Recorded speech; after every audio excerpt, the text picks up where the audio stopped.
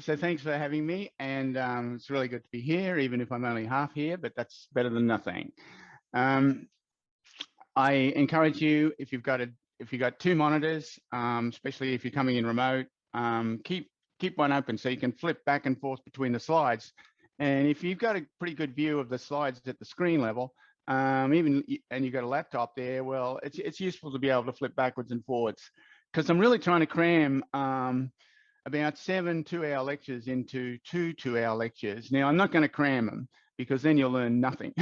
So we'll try and give you more than an overview, but less than the full meal. So let's get started. Here's a standard set of assumptions for analyzing discrete choice models, estimating them, and then thinking about doing counterfactuals. Recall that the reason why we do structural analysis is basically so that we can do counterfactuals. We want to be able to ask what would happen if we wanted to investigate things that are outside of the data set, and you need a structural analysis. In other words, you need economic theory to be able to get anywhere on that. You use the economic theory to firstly see how well it fits the data, but then once you've got that fit, the issue is what would happen if, and so you ask those kind of questions, and that's essentially what social scientists do. So we got time period, could be infinite horizon problem. We've got J, notice, mutually exclusive actions.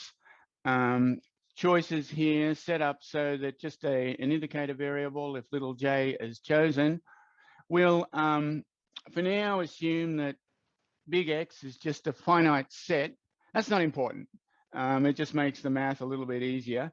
And then the epsilons, on the other hand, will assume they're a disturbance that are that's on the real line. So typically we're thinking of X as things that the econometrician is going to observe in the data set, and the epsilon is stuff that's unobserved.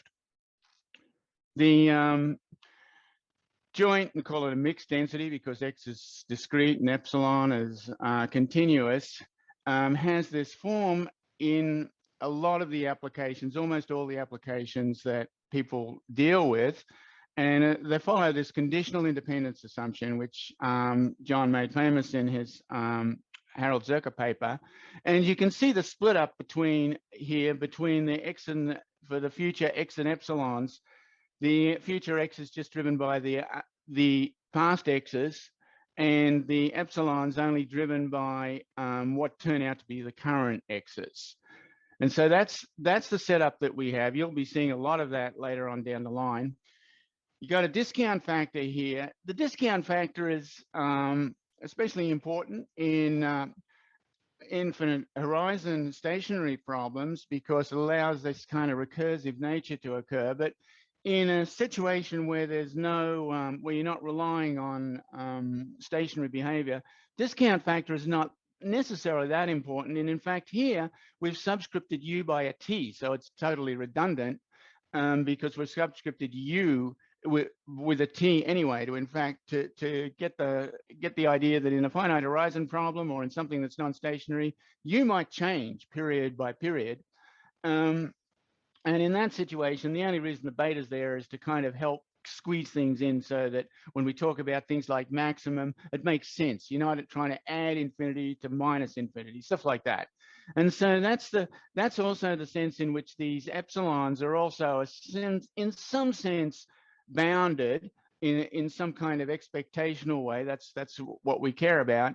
And so when we're talking about the agent maximizing his problem, the X's and the epsilons, splitting those guys up are really there to help the econometrician down the line when they're estimating the stuff. And the betas and the U's and the assumption on that are just there to make sure that the mathematical optimization problem is defined in a reasonable way so that we don't run into these boundary problems all over the place. So that is why the notation looks the way it does. The maximization problem has to be done. done in a decent way so that it makes sense mathematically. And also we're implicitly starting to say, well, this is what the econometrician is going to observe. This is what the econometrician is going to observe. This is what they don't observe. That's why we're splitting things up that way now. So as a rule, when you set the math up properly, well, then there's going to be an optimal rule that's going to be indicated by d little o for optimum. And the ex ante value function, or what's often called the social surplus function, is just defined as the unconditional expectation, well, unconditional given the x's that you observe right now, and then moving forward into the future. So I wanted to find something called the conditional value function, which is just equal to the utility that you get right now from the stuff that the econometrician is going to observe, not the stuff that the econometrician doesn't observe, plus beta times everything else. And this formulation in some sense is ultimately driven by Bellman's equation, and I'm sure John's either talked about it or Bertel or somebody will for sure. And so the conditional valuation function is just equal to the little utility that you get today plus the big V. So notice that if there wasn't any future involved, we'd come right back to a static utility problem. And you're going to see the connection again and again between static problems and dynamic problems. They're really close. And it's important to kind of internalize that, especially as you kind of approach it from a world where you know how logics work and you're sort of asking, well, what happens when there's really a discrete choice problem in a dynamic horizon setup? And the other thing that goes along with the conditional value function is what we'll call the conditional choice probability. Now, when the agent makes a decision, they know what they're doing. They see the X's and the epsilons, and so they're going to go one way or the other way. And except on boundary ties, they're going to be doing different things. And as econometricians, we're not very good at predicting exactly what each person does. We cannot do that. We can only predict what the population does, because if we tried to predict what each person did, if you followed through that logic, what you'd find is that everybody was indifferent to all the choices. Now, I'm not going to prove that now, but it's a fairly straightforward thing to show. And so really the reason why we need disturbances, we econometricians need disturbances, is because we know we can't get anywhere. We don't get any what's called empirical content unless we put the epsilons in there. And when we put the epsilons in there, that immediately gives us a distribution. Now, what that does, guys, is literally obliterate the difference between what we'll call macroeconomics and microeconomics. They're the same thing. It's just a question about where you do the aggregation. And us microeconomists are thinking individual heterogeneity counts. You should be doing aggregating up to the level of the individual, not the cells. That's almost biology, but the individual. So let's assume that the individual is being rational, and then think about the equilibrium that results, as opposed to thinking about the economy is made of one individual and is doing something that's rational for it. For example, those of you who know something about non-expected utility maximization have seen some of the earlier literature on that about 20 years ago. That was actually what was being assumed in those kinds of setups. So the starting point for our analysis is to define these differences between the conditional valuation functions.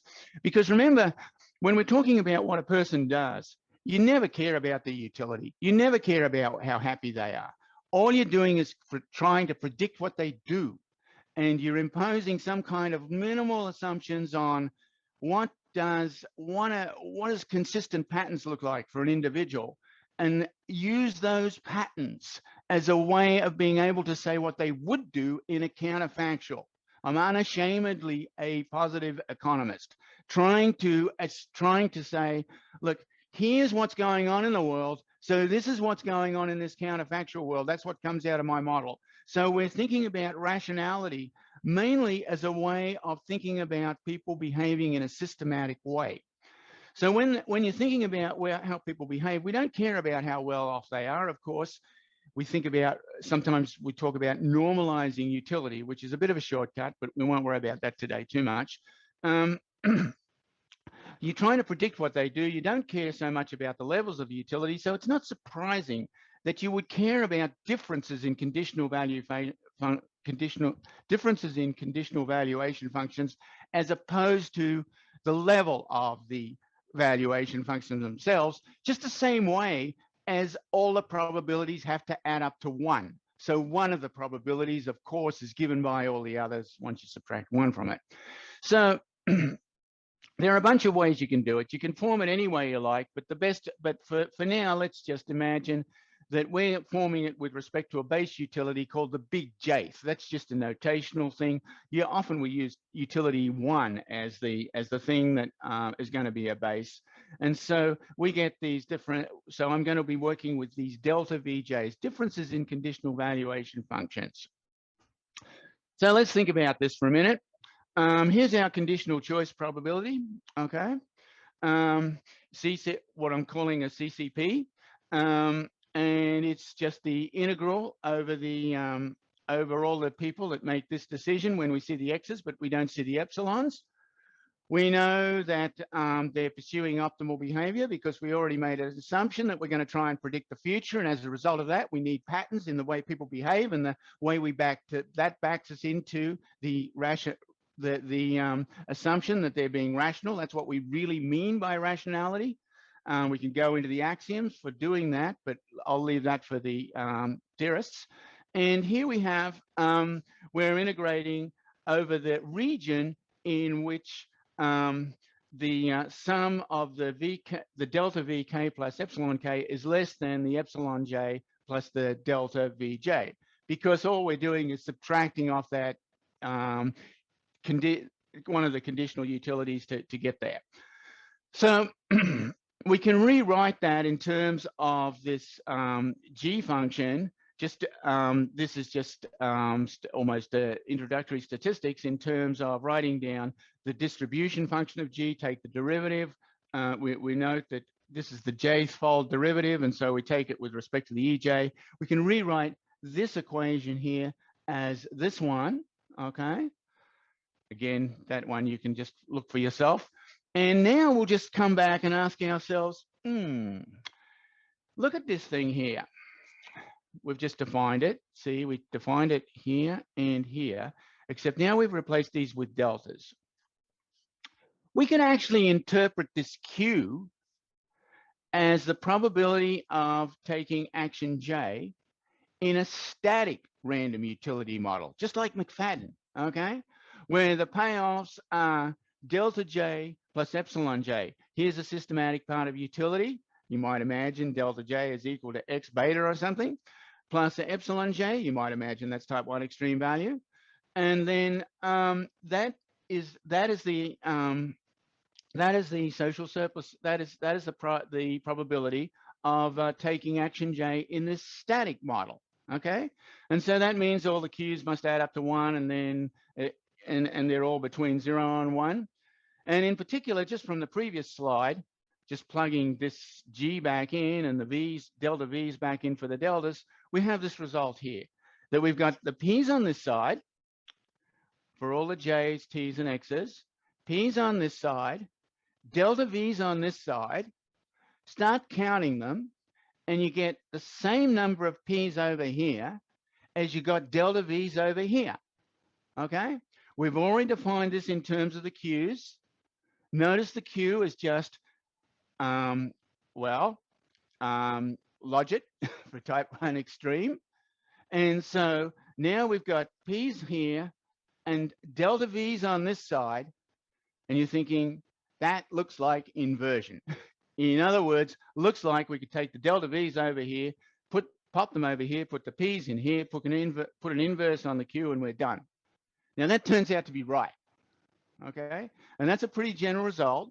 And it's basically saying that the conditional choice probabilities tell you a lot about the difference in the it tells you a lot about the difference in the conditional valuation functions, okay?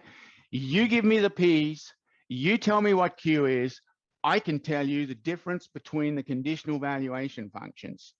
Now remember, it's the conditional valuation functions that are ultimately driving those CCPs back here, okay? right here. So we're going to have things that depend on these things depend on just the conditional choice probabilities. And so we should be able to use that. So that's the first point, that the delta V's are a function of inverse of this thing. Okay. Why is it useful? Why is this inversion theorem useful? Well, first of all, as I've kind of hinted, you can get tractable representations of the conditional valuation functions. Now, what that means is that you could put a bunch of probabilities together, put it through some kind of function, and you've got a conditional valuation function back. Okay, no maximization, and you're just getting the P straight from the data, so you're not doing any kind of nonlinear optimization, none of that, and you're just getting this thing back. That's if you knew the P's, okay? And then, of course, if you don't know the P's, well, you're going to have to estimate them, and then the question is, well, how good are the estimates? And it's not so much how good are the estimates, it's really how much of the objects that you get when you put all those estimates together. In other words, you're aggregating the data piecewise. You're starting out with the data, getting some estimates of P's, and then you're further aggregating to get what you think, what we're going to call it your real parameters, the ones that you really care about. How much are they less efficient than maximum likelihood? That's the kind of issue. And also, even if they are inefficient, could they be used as a first step as you then get something more efficient? They're not going to help you any further than that. You're still going to have to solve the valuation function when you're doing the counterfactuals. And that to some extent is why I'm in here as a little bit of an outsider, not quite, well, outsider, at least physically, it's saying, no, you don't actually have to do all this estimation. But when you do the counterfactuals, you got to solve, because you're talking about a different world. You're talking about people who behave differently. And so the P's that you've got from the data are not going to help you. And then there's a kind of question, well, if you're going to calculate the value function anyway, well, why not do in the estimation? Why not do it then? And my answer to that is, well, you have to do it quite a few times if you're doing the estimation. And so if you've got a bigger problem where solving the model is hard, well, then maybe you don't want to do it a ton of times. Or even if you do want to do it in estimation, maybe what you want to do is take something like a Gauss-Newton step from some from a consistent estimator and go from there, because then at least the asymptotic properties are going to remain the same. So conditional representation of empirically tractable representation of conditional value functions. You're going to have to sort of block out some words here as I try and repeat myself or fall over myself in sentences. But anyway, on the recording. But anyway, analyze identification in dynamic discrete models. This is actually fairly fundamental. Traditionally, and I'm going back into history here, we always thought that really to know everything you want to know about a model, you've got to solve it. And that was essentially how the thing started out in the 70s and the 80s. That was what people thought. But it turns out that when you're talking about identification, you're really talking about what is the variation that you're getting in the data set, and how does that help you to get a handle on the parameters in the model. And so that is relating endogenous behavior to the parameters. And so in the analysis of identification, you don't actually solve the model, and it's not really valuable. Okay, so doing maximum likelihood is not going to help you solve identification. Theoretically, all that would happen is you just get a big flat if it's not identified on the parts that it is set identified. So that's the second thing the inversion theorem does. It helps people work out exactly what's identified and what's not. Third thing is we can think about convenient parametric forms for this density, not just type 1 extreme value, but we can go further than that. And the fourth thing is, which is sort of surprising, is you can actually relax what are necessary conditions for maximum likelihood, for implementing maximum likelihood estimators. Now that sounds weird, because you'd think you'd be able to estimate everything in maximum likelihood. But I'll give you an example of what I mean. Suppose you've got a time trend given by, say, a bunch of interest rates that people know and you don't know, and they know how it's going to proceed in the future. Well, in that kind of setting, you might not have very many years And so what kind of distribution are you going to put on those interest rates and bond prices in order to be able to estimate it? You know, with a panel, you might have a good cross section, but you don't have very much time series. So in that situation, you can't really use maximum likelihood unless you actually parameterize with a distribution what these interest rates are going to look like, but then there's not really any way of estimating them.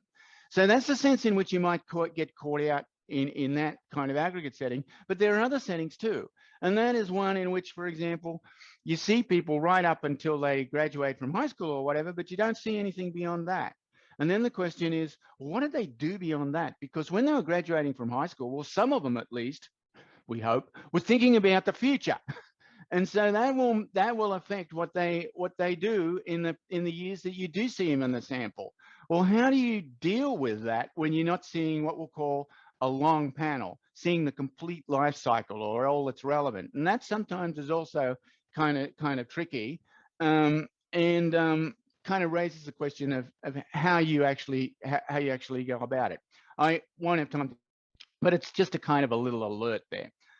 And then the last thing is to think about introducing ways of dealing with unobserved state variables. Remember, I talked about these x's that you observe and the epsilons, and I put a nice little assumption. I'm going to blame John for that. John put a nice little assumption on what those epsilons are as a conditional independence assumption. Well, what if that's not true? What if the epsilons really have serial correlation, or there's some fixed component in there that you don't observe? How do you deal with that? And so actually, when you think about when we do the estimation with this kind of stuff, again, you could do maximum likelihood in this case, if you could put a distribution on that. In fact, in some of the early stuff I did, I did exactly that, and it's a beast in terms of doing the in terms of doing the integration, because you've got to do a lot of integration over the whole kind of history. But this one is introducing unobserved state variables in this case is not quite as computationally demanding, and that's useful. Let's be clear here. The whole reason why we need to do computation in the first place is because it's expensive. If it was cheap, zero, well, then we could just turn the data set over to the policy makers and say, here's your data, you summarize it the way you want. The whole reason we do estimation in the first place is because computation is expensive.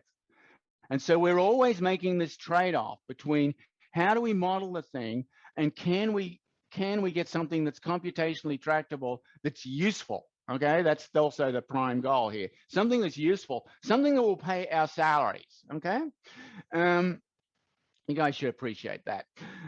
So in terms of, let's move on now from the sort of the general overview and start talking about where the identification comes from. Let's think about the optimal decision rule. And note first off that this policy function is identified. Okay, that's a really important point, and it's screwed up in just a minute. I need to be careful. This is being recorded.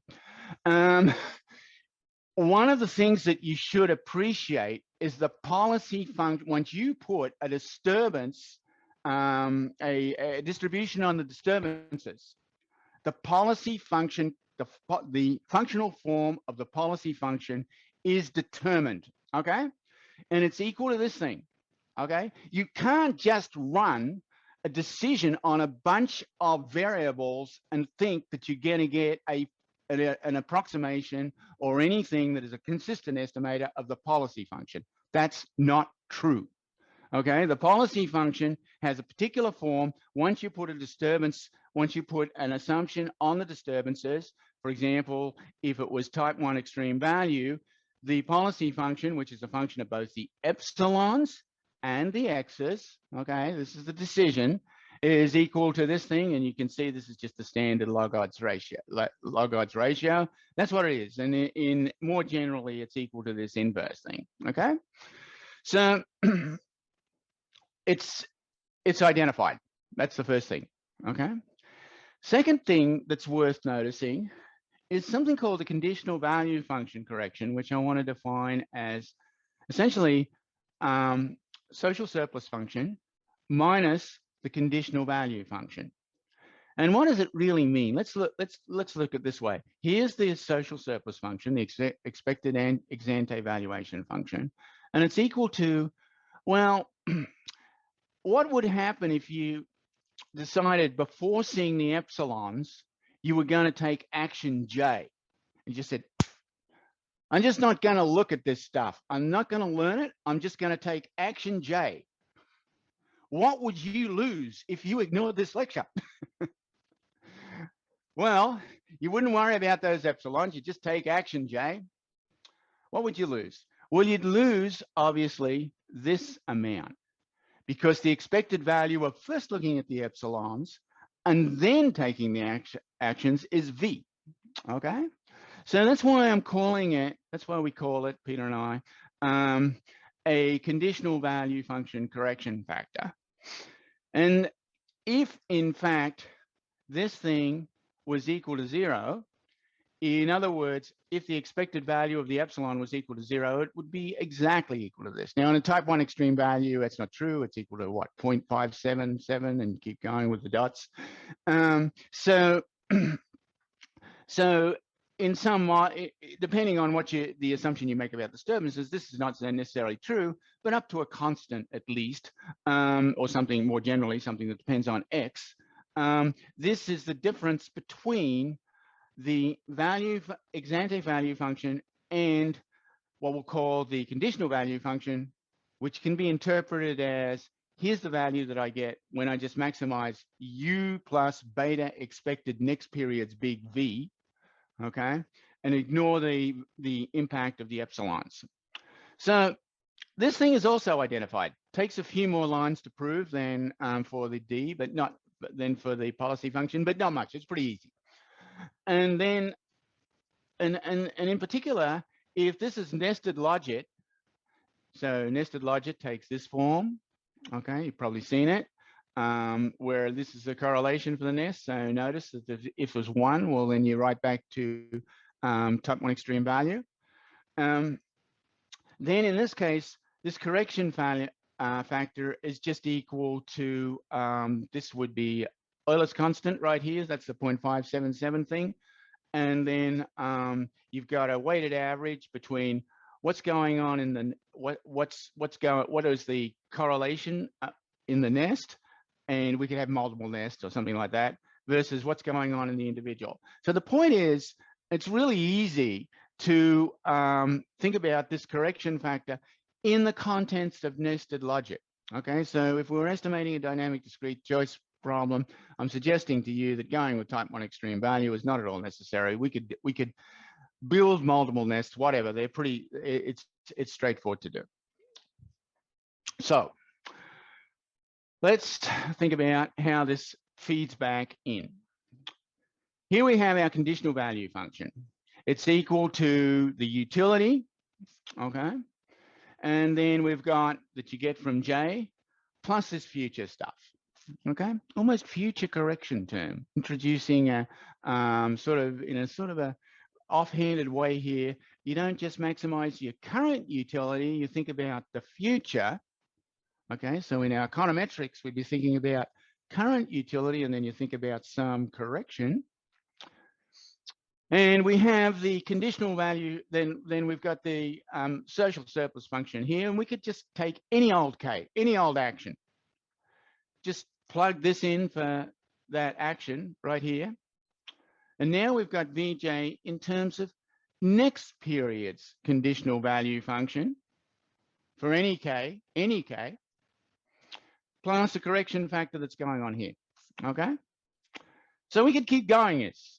Take this guy here, guys, for the T+1 and do something here, plug it in here, and keep going. You'll follow? So now we just put it all together. And before we put it all together, let's, for the sake of the argument, and this is not quite kosher, but it's good enough because that's what people do in practically every piece of empirical work that I've looked at on this subject.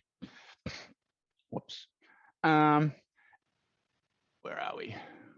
I knocked my computer's mouse around.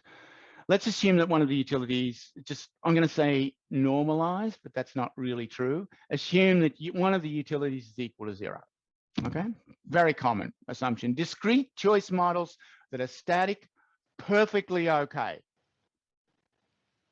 If we're talking about dynamic models, not as okay. It is a particular normalization that we're following through on. But for now, let's leave that.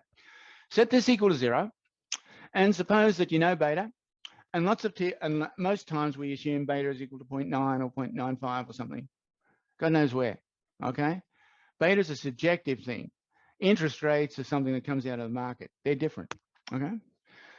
And clearly in different applications, we might imagine that we might want to have different betas, even if we're dealing with the same kind of person. Because unless you're really doing general equilibrium and solving for the whole world, well, then surely you want to put parameter values in there that are going to help you with the counterfactual. That's your goal, okay? Don't try and search for the holy grail. Just try and do something useful. G is the distribution function, okay?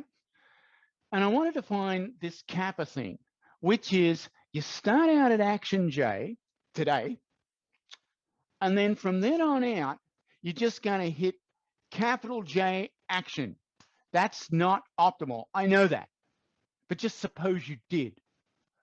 What would the distribution look like at period tau plus 1, a bunch of periods from now on? Well, you just put this together in a Markov kind of framework, okay? Just hit the matrices on top of each other, okay? And you get, this is a distribution of what X will look like at period tau plus 1 when you start out at T. You're going to do that a lot in dynamic programming, because when you've got the policy function and people are following their probabilities, well, then that's how you're going to produce what the distribution is going to look like in the future. And that's going to be important when you're thinking about counterfactuals, okay? Maybe, yeah. And so if we keep on unraveling V like this, so suppose we just kept on with this thing. We started out here, plugged it in for T plus 1, then T plus 2, et cetera, where we always use, excuse me, action J, okay?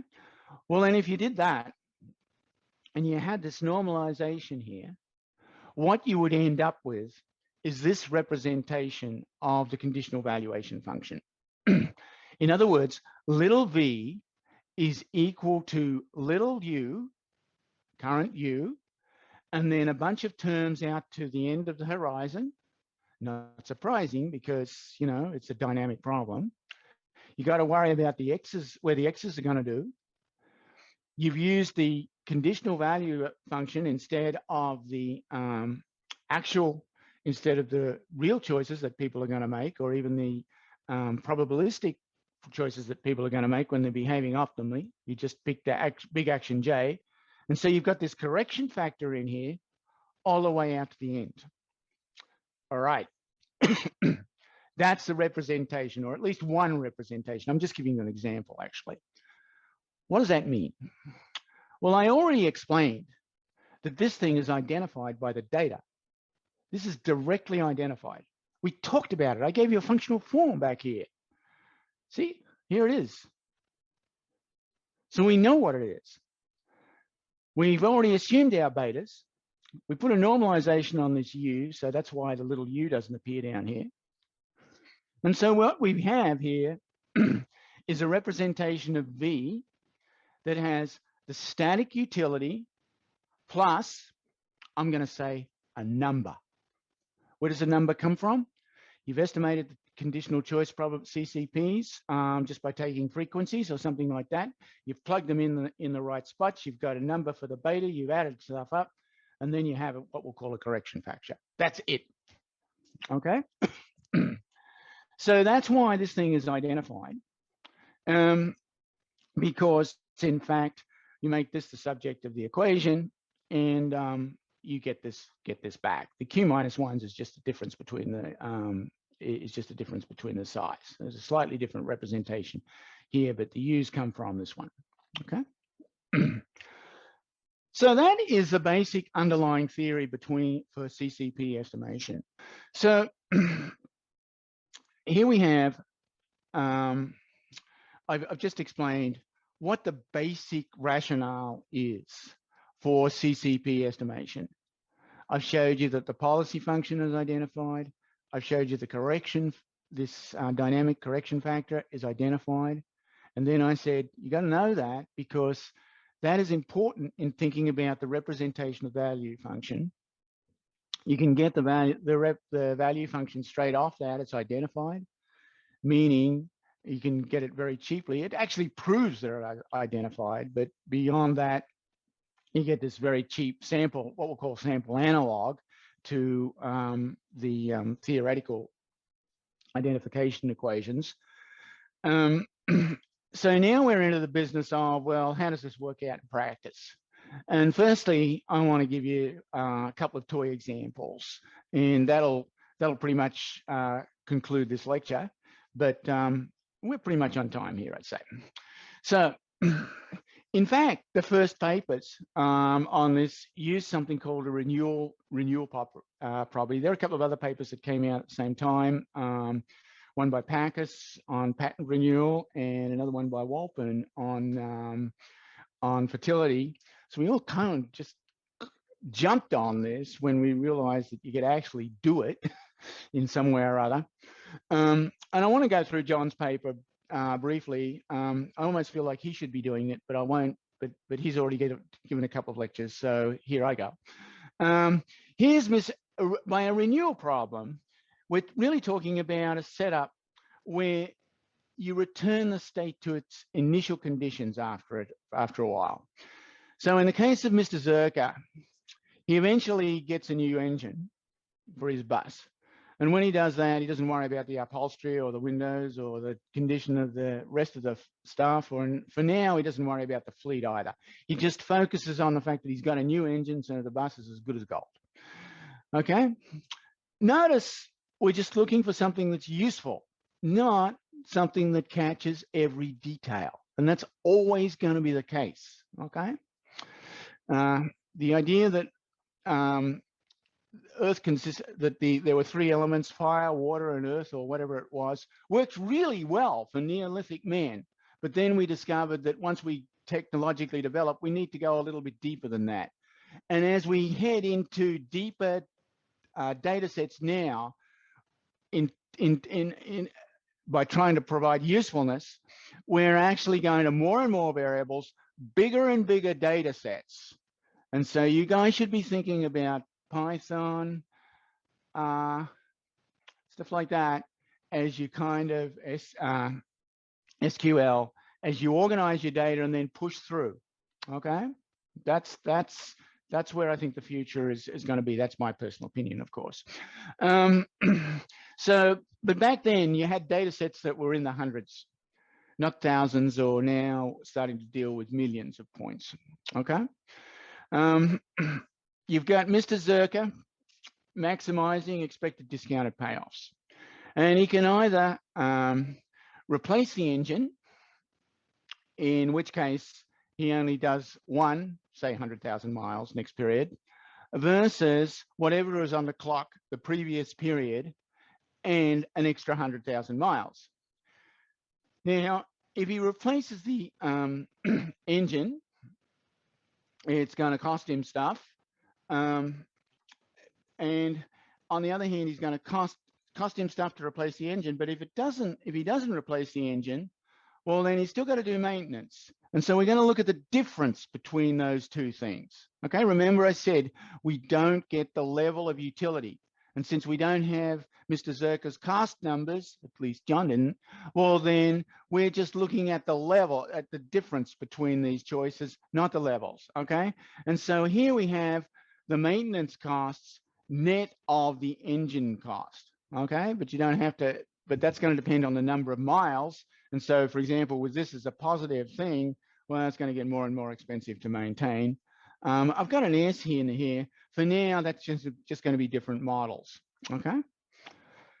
So this is a stationary infinite horizon problem. Age and time are not playing any role in this setup. And so obviously there are only two choices. So you get this relation. We got a social surplus function that can be defined for either value of the starting out at the beginning of time, or a new bus, say, or a new engine in this case, and it's just going to be running it out here until you start out again. Okay, so appealing to Bellman's principle, we have for each choice, here's our conditional value function that I talked about before. It's stationary, so we don't have to put little t's on it.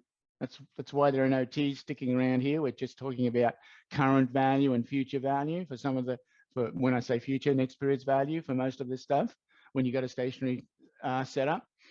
If you're replacing the engine, well, we've already netted out the cost of, we've already netted the cost out and loaded it into here. And so we've got just the beta times the ex ante value function. On the other hand, if you just repair it, do some maintenance, here's your current utility, which is going to be typically negative, and then what happens in the future. Okay, so optimizing behavior is just what we talked about before, but we've only got two choices. So here I've just specialized it. We've put the I decided to subscript the t's just to make it a little bit more easy to see what's going on. The x's could be subscripted by t's as well, but notice these v's are not subscripted, okay, to emphasize the stationarity of it. And we imagine that we've got say a cross-section of observations of buses, okay. See, in a stationary model, you only need a cut. You need to see the beginning of what goes on. You need to see the choice, what goes on, and you need to see what happens. I'm just saying that because we've got a stationary problem, the V's are not subscripted by a T, but on the other hand, the X's I should perhaps subscript by a T since I'm subscripting the epsilons by a T. But really, we're talking about current value of the X's, and then just this fixed effect that is depending on the model of the bus, okay? And so then I said, let's move on. Let's suppose we've got a data set and it's just a cross section, okay? Just a cross section. We have a stationary model. And my point is here that you only need a cross section. When I say cross section, I mean beginning of the period state variables, what they do, and then what happens at the end. So you need that transition, okay? That is enough to be able to predict what anybody would do in their whole life. Of course, it's stationary. We're talking about bus lives, okay? And so in this kind of setup, the past is in the future is directly derived or embodied in the past. That is an assumption, and that's very important. That when you say, oh, I'm going to just do a stationary model, that way I'll be able to predict the future, you're really saying, I'm going to do a stationary model. In other words, I'm going to assume that there's no technological change. I'm going to assume that things are going to be replicated. In IO, I'm claiming, you know, that's a bad assumption. Look at the last 100, 200 years. Does anyone believe that that's stationary? Do you really want to have those common aggregate shocks embodied in your little epsilon terms? Or do you think that those common aggregate shocks are not determined by what people do? That's the kind of assumption you're making. And maybe sometimes you want to say yes. And the reason you want to say yes is because it's the same reason that when you're dealing with individuals, you don't normally focus on the color of their eyes. Not unless you're concerned with eye disease, and then you are, okay? So it really does depend on which kind of problem that you're looking at as to what kind of assumptions that you make. And so if we're talking about a relatively short period of time, well, maybe you do want to make that assumption, be clear about it, but then go from there and say, okay, this is what we want to focus on. You're always going to be caught. Structural econometricians get hell from everybody, because basically the theorists say, this could have been more complicated. The guys that do reduced forms say, well, you didn't take into account this, and I saw that there was a correlation here. And so why isn't that tangent? You're going to get it. And some of us are old enough to say, hey, you can survive. you can still manage. You take the shit, throw it back, and keep working. Okay.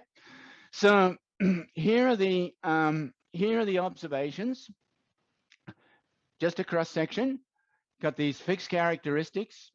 Engine miles, that's going to be varying according to what we said. And you got a maintenance decision. Okay. So with a type 1 extreme value, you all know that this is just going to turn into a logit. And the reason you all know that, even if you hadn't done any dynamic discrete choice up until now, is that this would be the CCP for a static model in which we just replace these V's with the U's. Okay, current utility, that's the only difference. Conditional value functions are in there instead of the utility functions. And you could estimate this thing, because the way you go about it, and that's what Bertel's going to teach you, I think, later on, maybe tomorrow or today, or maybe, yeah, sometime, pretty soon, is you inside this V for a given parameter, just estimate this guy, just work out what this V is, compute it, come back, and then get the conditional choice probabilities, see how it fits, go from there. All right. Now, John showed that if you got type 1 extreme value, the relationship between the ex ante and the conditional is pretty simple. Okay, it's just equal to this little formula with the Euler's constant.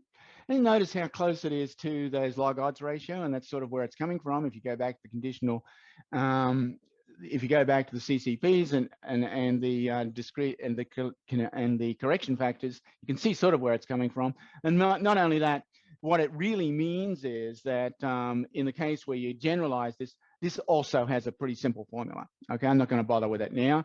In fact, for all generalized extreme values, this is pretty doable. Okay, you can pull this off pretty simply. Numerical once you get beyond nested logic.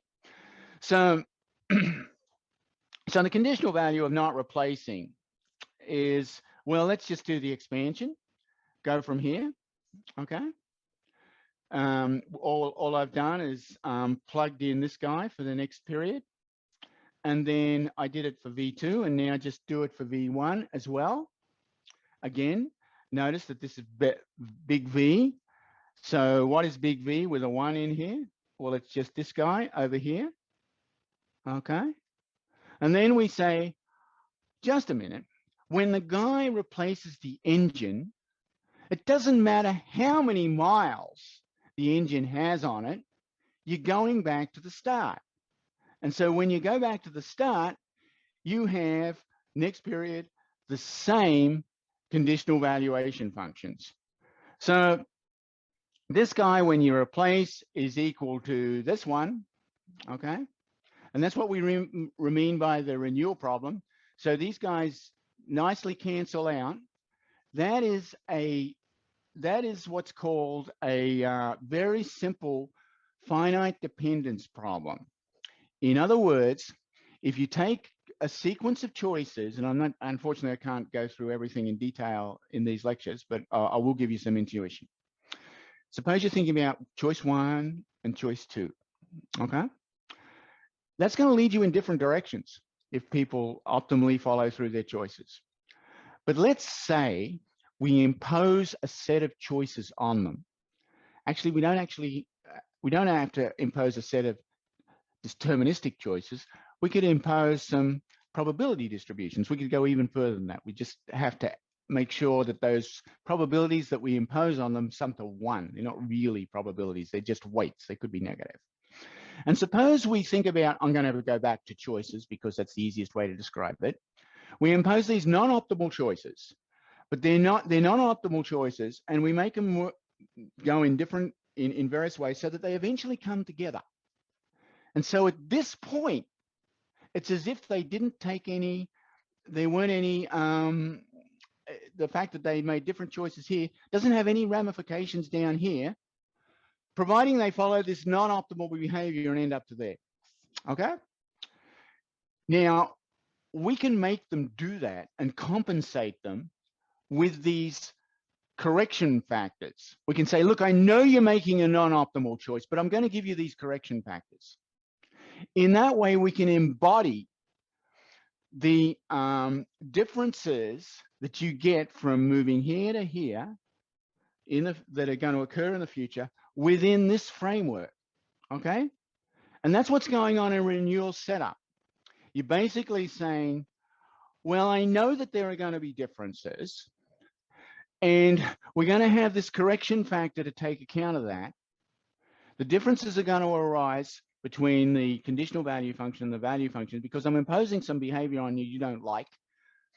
And so that's why I have to give you compensation to, and I'm just intuitively describing this. I'm going to give you this compensation so that you get the same amount of utility. And in that way, I can calibrate or assess or evaluate the utility that you'll get between taking this one and this one, all in these terms. Because once we reach that point, from there on out, we're back at the same set of state variables. And that's exactly what's going on here. Now, I've done it algebraically here for a simple renewal problem. The same thing would happen if you had what's called a terminal state. Suppose people die at some point, and I don't like talking about that right now because that explains why I'm sitting here in my home rather than out there with you. But unfortunately, it's something that was on my mind for a while. So you've got someone dying right now, and they're thinking, do they want to last a few more months? Okay, they're going to be dead anyway the following periods. They're going into the same grave. So what is the difference between the value functions versus dying now versus later? Well, we could think about that in terms of the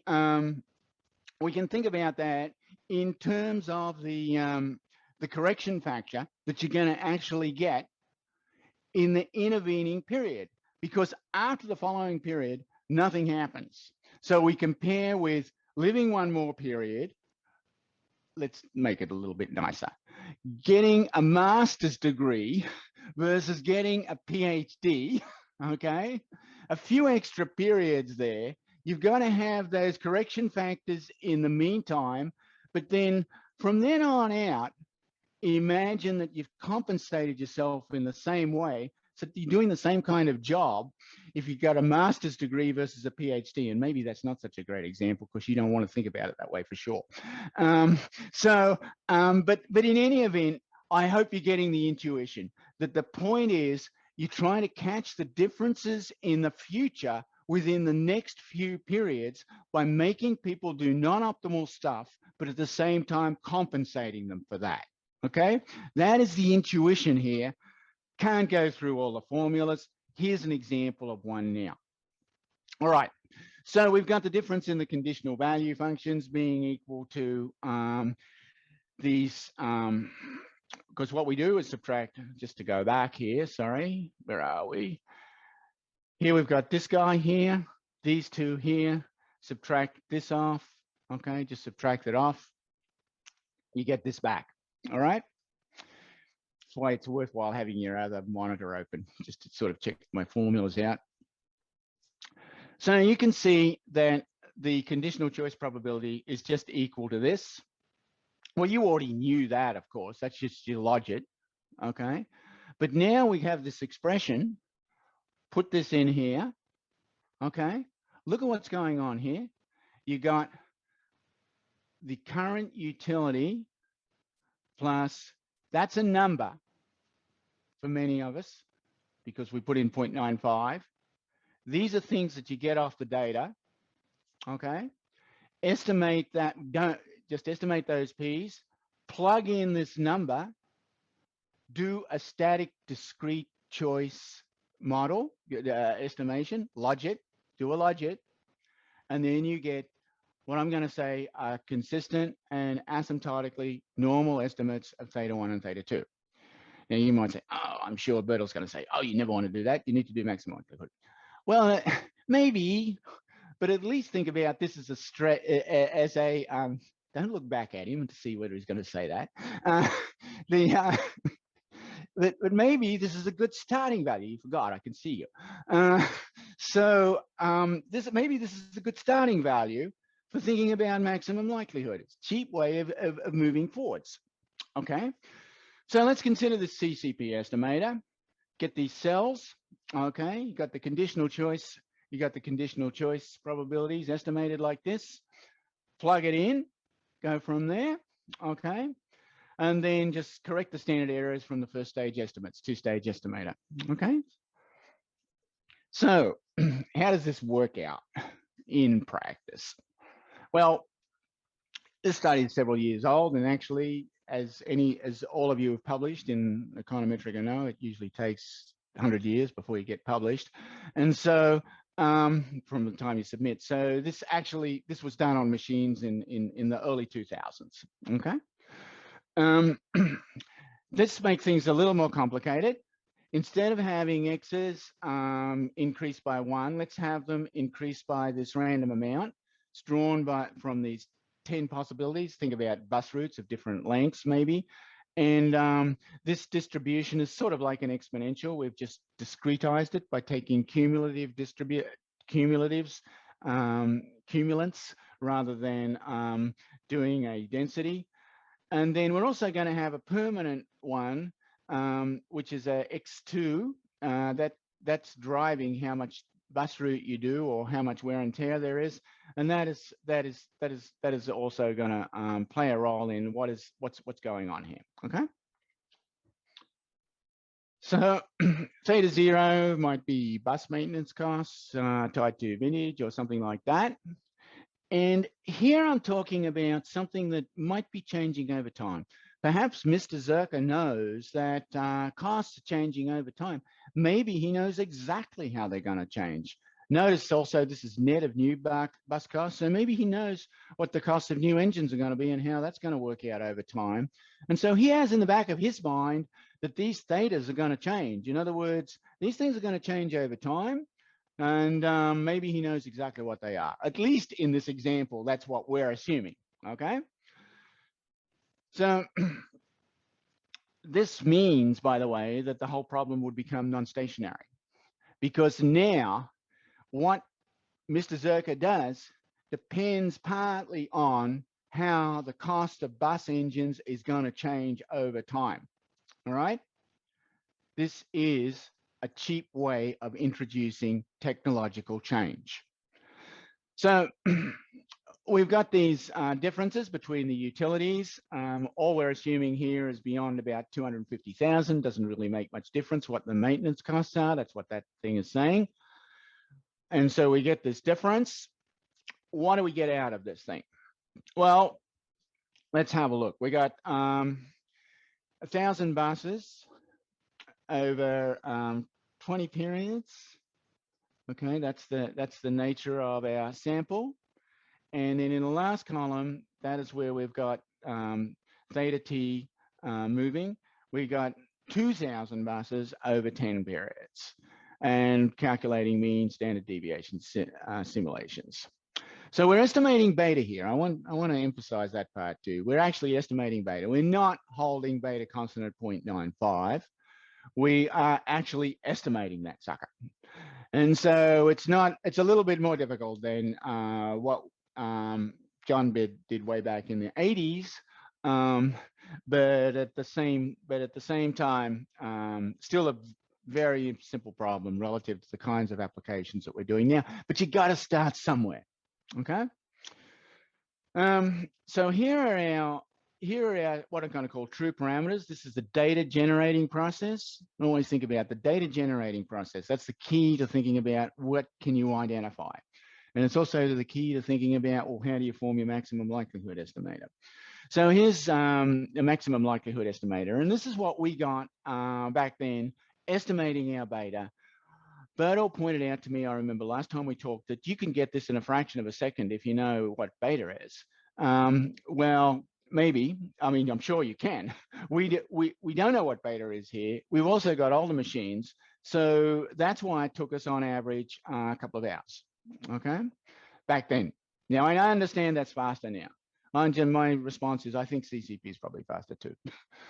And so back then, when you go through it, the time that CCP takes is about 5 seconds. Now the reason it does that, the reason why it's so simple, is because all it's doing is getting these cell estimators, relatively small number of cells, producing these cell estimators, plugging into a logic, going once, and he's done. All right. So that's why it's so fast. That's not the issue. The question is, how good are the estimates? Well, in these ones, not so far off. You can see that maximum likelihood, for the most part, slightly smaller standard errors for the most part, but pretty close. Okay.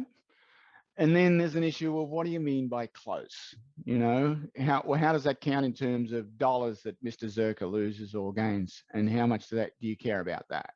So that's kind of an issue too, but I'm not going to get to. But you know, out to the third decimal place, we're pretty close.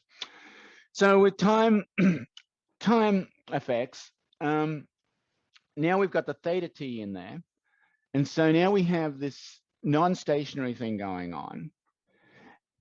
How would you do it if you're doing maximum likelihood?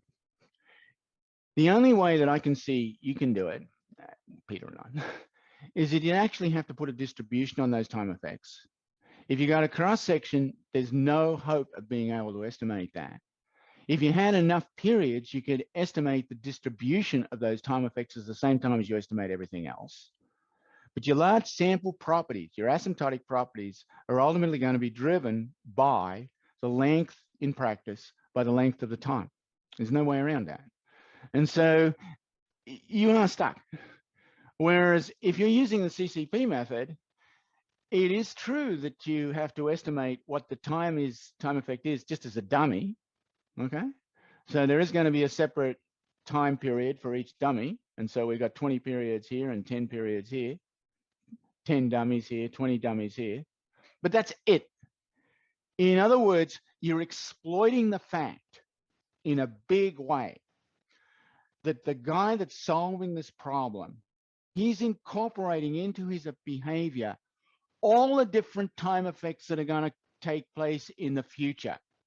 We are really buying into rational expectations here. I'm a Chicago grad, no surprise. Back then, they believed in it. Some of them still do, but I do. And the reason I believe in it is because it's a way of closing the model off.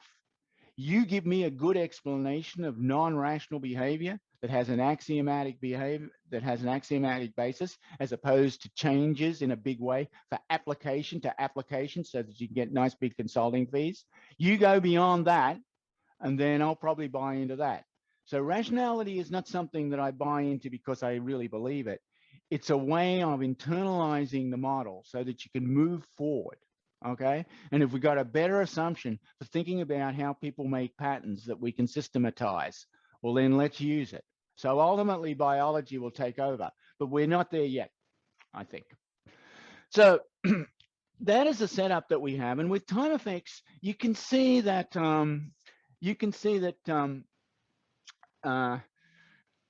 things are not quite as good, but fairly good. And in fact, estimating those time dummies only takes an extra fraction of a second. Notice I haven't bothered to put the theta t's in here. And the reason I haven't done that is because they're so close. It's not even worth talking about that. They're right on the money here. They're better than 4 decimal places accurate. So I want to move on now in some remaining minutes to adapt this to a game. Now, many of you guys are thinking about life cycle behavior, labor economics, and you're thinking, time to turn off. We don't have to worry about this. I am concerned about optimization. No. In the family, there are all kinds of games played. In labor economics, there are all kinds of issues in internal organization, principal agent problems. When we're thinking about lots of nonprofits, again, there are interactions between people. And so there is a lot of scope for labor economists to think about these kinds of optimization problems in equilibrium, okay? And so you might think, oh my God, I have to learn more. And my answer is not much. You can almost get there, all right? So the basic difference between a dynamic game in an individual optimization problem and a game theoretic setting is that in a game theoretic setting, what each player does is still solve an optimization problem, no question about that. But their optimization problem that they're solving is what's called a best response, okay? It's a best response. They're still solving a dynamic optimization problem of the sort that we've just looked at. And in the econometric setup that we're discussing now, that really means that if you took everybody's behavior as part of the what we'll call environment, they're optimizing against that environment. Now, in a dynamic optimization problem, single agent, the environment is sort of exogenous. And in a game theoretic setting, of course, it's endogenous. Okay, that's how we define a Nash equilibrium, even a competitive equilibrium. Everybody's behaving as if they cannot affect price, a definition, okay? The price is given, so they're optimizing against that. In a Nash equilibrium, they're optimizing against everybody's behavior. That behavior is endogenous. But recall, I already said, when we're thinking about identification or if we're thinking about CCP estimation, the issue is not whether it's endogenous or exogenous. The issue is what's identified. How do we form equations that we can use in estimation? First, identification and estimation. And I showed you that when we're doing this kind of stuff, this stuff is all endogenous. It's all endogenous, guys, not a problem.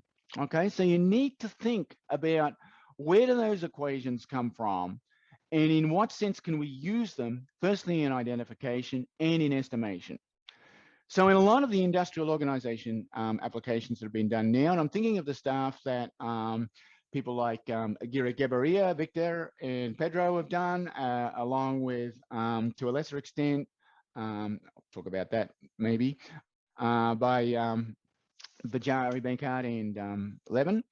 And there's also some stuff by Packus and Berry and Packus earlier on. These guys essentially said, wait a minute, why don't we adapt the CCP setting to a game setting where you don't actually respond to what people are doing, you respond to the distribution of what they are doing. In other words, let's not talk about a Nash equilibrium of complete information, but let's talk about a Bayesian equilibrium where people are maximizing against the probability distribution of everybody else. Now, that is one format in which games can be sort of estimated here. There are plenty of others. So in this kind of setting, and I realize I'm being very vague at this point, but the basic point is that the CCP estimator revolves around how the payoffs of each player are affected by the state variables partially determined by the other players, okay? So there might be multiple equilibrium. And that's going to be an issue for us because if one group is playing this equilibrium and another group is playing that equilibrium, and we don't know who's in what group, then we have an issue.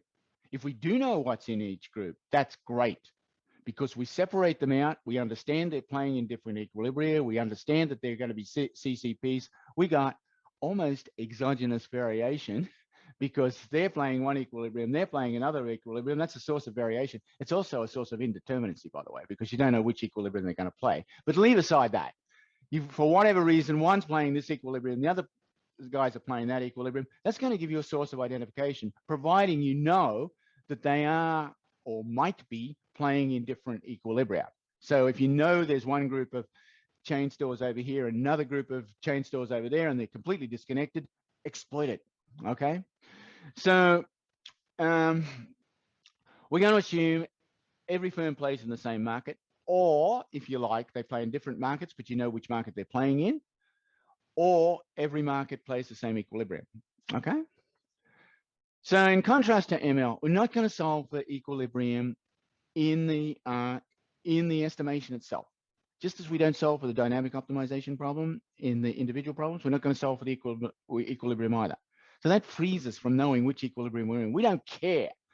Basically, estimation is based on conditions that are satisfied by every equilibrium. So the conditions we use hold regardless of which equilibrium they're playing, and that makes it much easier, because then we can, the estimation approach is in fact identical to the one that I've talked about with the individual optimization problem.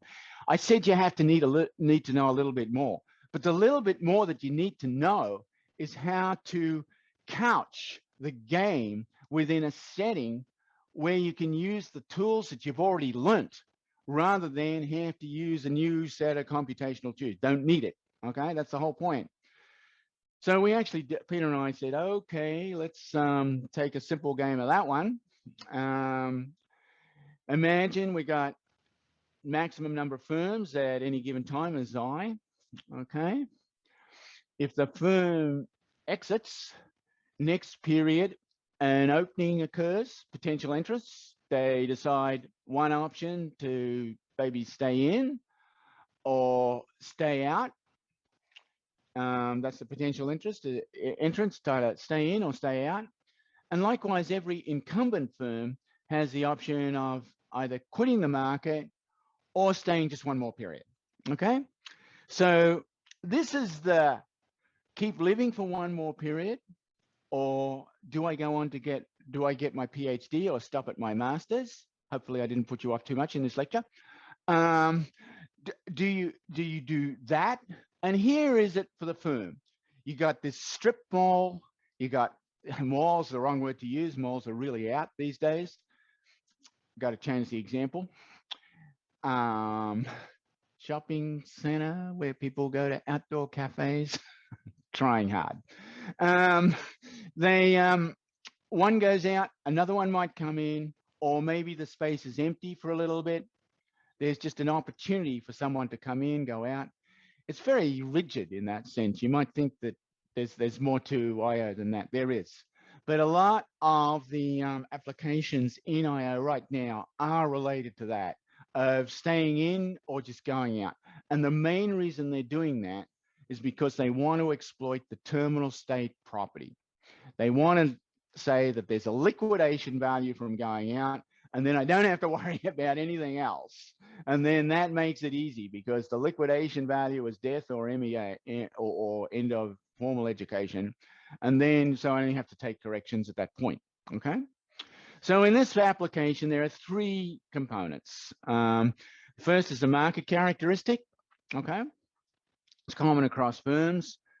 And so these might be demand conditions in different markets. They go from 1 to 10, equal probability on each in this example, Monte Carlo. And then there's a question of whether you're an incumbent or not. Entrants pay a startup cost. And that means that if you're an incumbent, you don't pay the startup cost. And so you're more likely to stay in. That means if you're an entrant, and you're seeing the number of people in there, you're thinking, oh, those guys don't have to pay startup costs. They're already in there. I better have a really nice epsilon draw to make it worthwhile for me to coming into this crowded market, versus maybe there's hardly anyone in there. You're thinking, oh, I've got a pretty good epsilon. Hopefully the other guys are rational enough to stay out if their epsilons are bad. Some of my master's students are, some of them not, so I don't want to vouch for that. And so basic point is, can tell when I'm losing you, don't pick my jokes. And so the issue is, it's cheaper for the incumbents to stay in, for the entrants to come in. All right. And so that's going to affect how many come in, how many stay out. And that's going to affect the number of empty slots. And hence, from there, you can see how, even if you've just got 6 slots, sometimes you might have all 6 filled up, and then someone will get a bad shock and leave, and maybe it won't be filled up. Maybe a bunch of them will come in. That's the nature of the equilibrium being played out. Okay. And so you could get that. You can solve that. It's easy enough with 6. It's a this is a stationary model. Okay. And so you can get the ergodic distribution by just pounding away at different decision rules until you're getting the same invariant distribution back. And here I want to point out one more thing too, because it's something that is sometimes ignored in the IO literature. Sometimes people say, well, here's the beginning of an industry, here's the end of an industry, I'm going to assume it's stationary. And okay, let's assume that it's stationary. Problem is, of course, it does end, or maybe it doesn't change from there on out. But then they start taking the front end and they say, well, here's the data I've got from the very beginning to when it became what we'll say recursive, ergodic, okay? Well, obviously, those first observations are transient states. They can't be used in your asymptotic, well, they could be used in your asymptotic distribution because they fade out and don't have any significance. But in any practical application, if you've only got 20 periods and the first 10 states is the industry growing, well, obviously, there's no kind of replication going on. Think of a one sector capital model, guys, you know, consumption capital. And then you've got, you know, the solo kind of CAS stuff. Well, I talk CAS, Carnegie Mellon University. CAS stuff where you've got this ergodic distribution emerging or till you get to that spot. Till you get to that spot, they're transient states. So you really should be looking at, if you're in a stationary distribution, once you reach the ergodic distribution or the distribution where things are not changing around, it's just kind of replicating itself. Once you reach that, that's when you should be looking at your data, okay? Not everybody does that. So what I'm trying to tell you is the literature does not provide the set of rules by which you use to do research. Research has to be new, okay? And some of that newness is saying, I'm sorry, guys, you did it wrong, and this is the way you should be doing it in future. You don't use those words, of course. It's always pioneering contribution, blah, blah. So you've got this demand shock going on, okay, as well. And here we have something that's going to be observed for now. And actually, we then go through and look at an unobserved case, but I'm not going to look at the unobserved case. We'll be in this set of lectures, but we can do it with it unobserved as well. And it's blipping around from with equiprobability if it moves and a pi if it doesn't. So just one parameter, very simple. Each unit producing 1 unit, each firm producing 1 unit, so revenues just the same as price. You've got the number of active firms in there, permanent market characteristic, this Markov shock going on.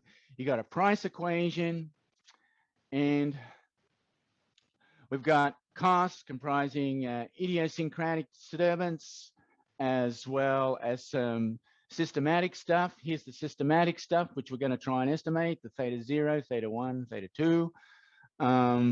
Price disturbance shock is going to have an expectation of 0. I think we put a normal on it. And so there we've got what does a person do? The utility, the systematic utility that they get is going to depend on here the number of people that are in there. The more people that are in there, then the lower the price. They don't know how many people are in there. So they have, you know, this is the equilibrium part, right? Yeah, I know, I got my 840 thing. I can't see what's on your slide, by the way. Yeah, thicker. And so, yeah, there you go, much better. That's a high five. So you've got the current utility, you've got people not conditioning on what the other guys do, but on the probability that they'll do stuff because you don't know what they're doing. That's the Bayesian part of the Bayesian equilibrium. And then that's how you get the systematic part of utility. You're just plugging in that number, going from there. The terminal choice, which I already explained to you. And in this terminal choice problem, it's the the relationship between the conditional, the conditional value function is even simpler. It's a current utility, less this term as well. Notice that this is a negative. P is always less than 1, right? So this negative, this one cancel out. You got to really, utility is equal to U plus that stuff. Okay, so that is how it's set up. We've got 3,000 firms, discount factor set at 0.9 this time, so we're not doing that. We're not estimating the beta. So we solve the model for the true parameter values, model true parameter values.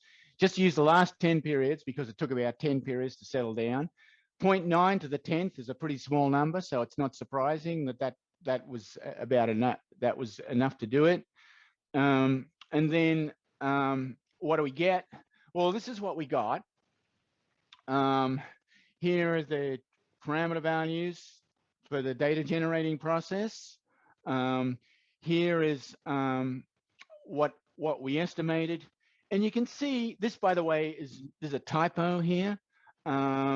This should be a negative 0.5 here. It is not that I got, we really did get close, but it's the typos in Econometrica, but it doesn't deserve a correction, unfortunately. And then these other numbers, as you can see, I'll let you compare for yourself, and you can see that the time is just over 10 seconds to actually do the estimation. Remember, we had to solve the model first, and I'm not talking about that, but given the data, that's about the average of how long it took. So you can see how you really can do games as well as individual optimization. I got 2 minutes, I think, at least according to my watch.